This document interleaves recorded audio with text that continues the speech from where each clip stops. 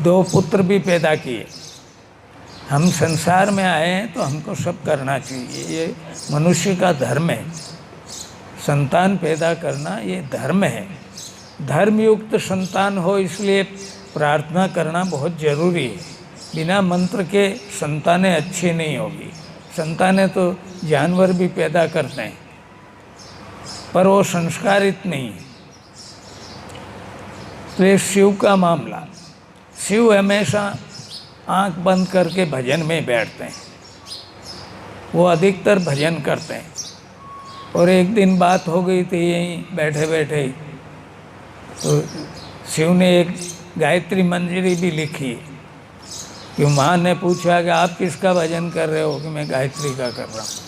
तो गायत्री मंत्र तो बड़ा विशाल मंत्र है जिसकी कोई व्याख्या करना बड़ा मुश्किल मामला है, क्योंकि परमात्मा के बारे में बताना वेदों ने भी बोल दिया कि न इति, उसके बारे में कोई इतिश्री नहीं कर सकते, उसके बारे में कुछ बता ही नहीं सकते। ये अनुभव करने का मामला है, परमात्मा दिखता नहीं। शिव सिद्ध पुरुष सिद्ध हैं। शंकर जो है शिवलिंग है, शंकर निराकार है, उनका कोई आकार नहीं है। निराकार हमारे अंदर है, हृदय की जो आकृति है वो निराकार ही है। उसके 4 भाग जरूर हैं पर उसका पता नहीं लगता है। आजकल तो बच्चों का ही हार्ट अटैक हो जाता है, ये बड़ी विडंबना होगी क्योंकि हम गायत्री मंत्र नहीं करते। गर्भावस्था में अगर 9 महीने तक आंवला, कच्चा नारियल की चिटक और गायत्री मंत्र करे, ये 3 बराबर करे तो बच्चा इतना तेजस्वी, लंबी उम्र वाला, अच्छा ज्ञानी, विद्वान और संसार के सामने एक मॉडल भी हो सकता है। ये माँ के ऊपर है।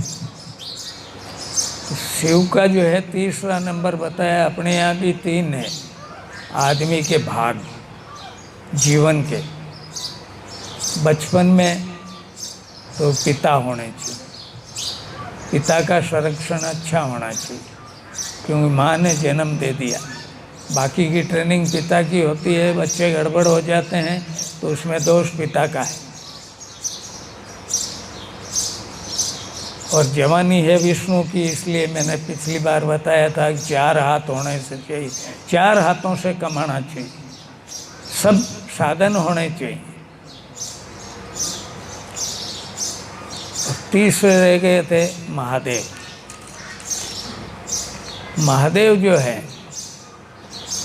ये बुढ़ापे के लिए अपने को बताया कि बुढ़ापे में जो है महादेव की जगह रहना चाहिए। घर में भी आप राम राम करो, ओम नमः शिवाय करो, गायत्री मंत्र करो, आंखें बंद कर लो, तो आपको भी वृद्ध आश्रम नहीं भेजेंगे, घर में आराम से बैठे रहेंगे, आपकी खूब पूजा होगी क्योंकि आप भजन करेंगे।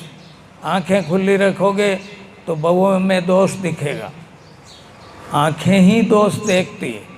मन में जो खराबी आती है उसका कारण भी आंखें हैं, इसलिए प्रभु के भी चरणों में ही देखा जाता है। प्रभु के हमेशा चरणों में देखना चाहिए, माताओं के हमेशा चरणों की तरफ ही देखो ज़्यादा। मुंह देखने के लिए तो पत्नी बनाई,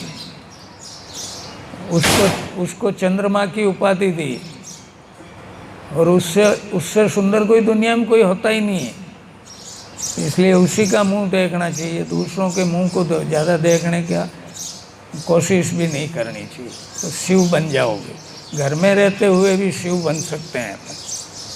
तो आंख बंद रहे, भजन करें, ये बूढ़ों से मेरा निवेदन है। संन्यास नहीं ले सकते कोई बात नहीं, घर में बैठे बैठे भजन करें।